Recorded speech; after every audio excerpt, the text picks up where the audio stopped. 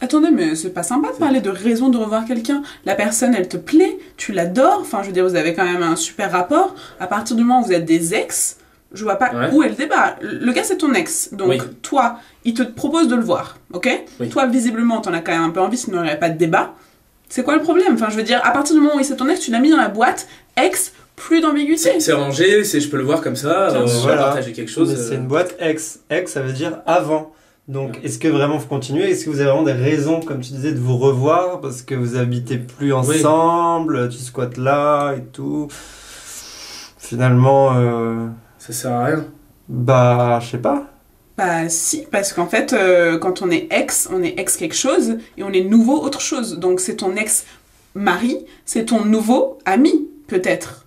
Et donc qu'est-ce qu'on va faire? Du coup, juste parce que c'est ton ex-mari, il ne peut plus avoir aucun statut dans ta vie? Pas du tout. Ouais, mais tu vois, en fait, là, si tu revois ton ex, ça va être la battle de qui a mieux réussi sa vie après. C'est un classique de chez classique.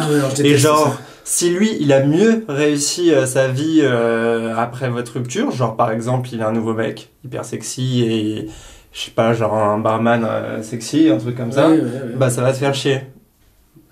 Parce que toi, t'as personne là. Non mais c'est quoi cette battle de qui a mieux réussi que n'importe quoi? Enfin, absolument pas. Je dis rien, c'est juste que des fois, après, il y a tes ex, ils arrivent mieux à refaire leur vie, puis ça rend malheureux l'autre, quoi. Bah oui, mais c'est pas normal. Enfin, je veux dire, à partir du moment où c'est ton ex et que tu ressens du malheur à cause de son bonheur, alors ça, je peux te dire que c'est toi qui es en tort. Parce que ton ex est ton ex. Donc, s'il est heureux et s'il est passé à autre chose, et ben, tu devrais être content pour lui. Ok, bah tu sais, il y a des gens qui ont des vitesses de vie un peu différentes ou peut-être des sentiments qui sont plus difficiles à gérer.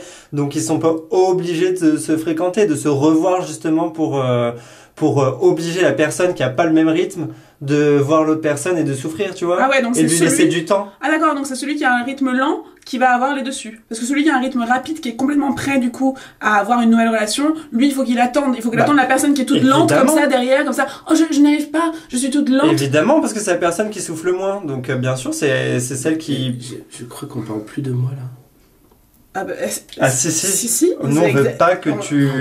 Non. C'est pas grave si on parle plus de moi parce que ce qui est important c'est que vous êtes là et on est là en fait, ensemble. Bah oui. Et certes on n'est pas d'accord sur tout mais au final on est content d'être là quoi. Oui. Hein?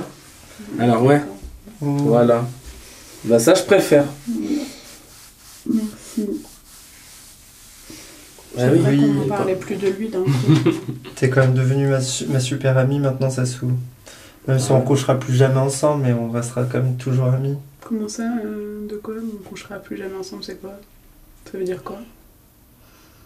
On est ex, quoi. On va pas... Oui, enfin, t'en sais rien. Enfin, je veux dire, tu sais, on a... Enfin, je veux dire, tu parles comme ça, on ne couchera plus jamais ensemble, le futur. Enfin, tu le connais, le futur, tu devrais...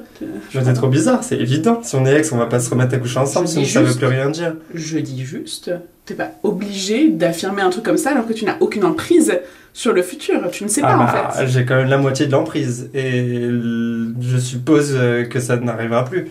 Bah, tu ne supposes donc pas, parce qu'en fait, ça se fait pas de dire ça à quelqu'un. Enfin, je veux dire, moi, je t'ai dit, moi, oui, bah, Lucas, on ne couchera plus jamais ensemble. Tu m'as entendu dire ça? Non, j'ai jamais dit. Donc, si tu veux, il y a aussi un truc à faire avec les ex, c'est de prendre des pincettes, tu vois. Bah, attends, non, mais c'est complètement normal de dire ça, c'est pas bizarre, genre...